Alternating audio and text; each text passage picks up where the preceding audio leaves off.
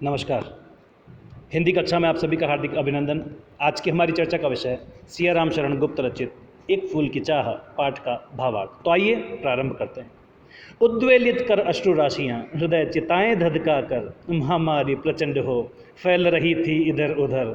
क्षीण कंठ मृतवत्साओं का करुण रुदन दुर्दांत नितांत भरे हुए था निज कृश रव में हाहाकार अपार अशांत। सियाराम शरण गुप्त रचित एक फूल की चाह कविता की इन पंक्तियों में समाज में प्रचंड महामारी के फैलने तथा उससे लोगों के पीड़ित होने के विषय में बताया गया है। कवि कहते हैं कि प्रचंड महामारी फैली हुई है। इस महामारी ने कितने ही लोगों और विशेषकर बच्चों को अपनी चपेट में लिया हुआ है। अनेक माताओं ने अपने बच्चों को इस महामारी के कारण खोया है। इस कारण उनकी आंखों से अश्रु रुक नहीं पा रहे हैं, निरंतर बह रहे हैं और अश्रुओं की निरंतर बहती धारा के कारण उनके गले रुंध गए हैं, उनकी आवाज़ कमज़ोर पड़ गई है। किंतु उनकी कमज़ोर हुई आवाज़ में भी एक अपार अशांत हाहाकार मचा हुआ है, अर्थात महामारी के कारण सभी जगह एक अशांति छाई हुई है। अगली पंक्तियों में कवि कहते हैं, बहुत रोकता था सुखिया को न जा खेलने को बाहर, नहीं खेलना रुकता उसका, नहीं ठहरती वह पल भर। मेरा हृदय कांप उठता था बाहर गई निहार उसे, यही मनाता था कि बचा लो किसी भांति इस बार उसे।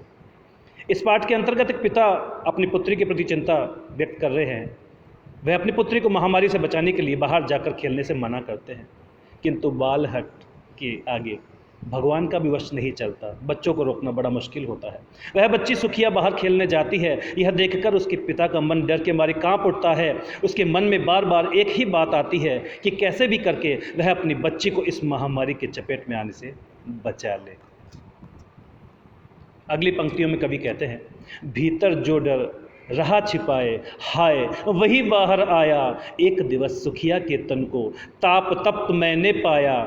ज्वर में विव्वल हो बोली वह, क्या जानूं किस डर से डर, मुझको देवी के प्रसाद का एक फूल ही दो लाकर।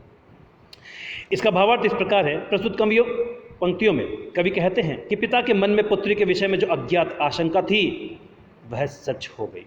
आखिरकार एक दिन उसके पिता ने देखा कि सुखिया का शरीर बुखार से बुरी तरह से तप रहा है। वह बच्ची बुखार से पीड़ित है।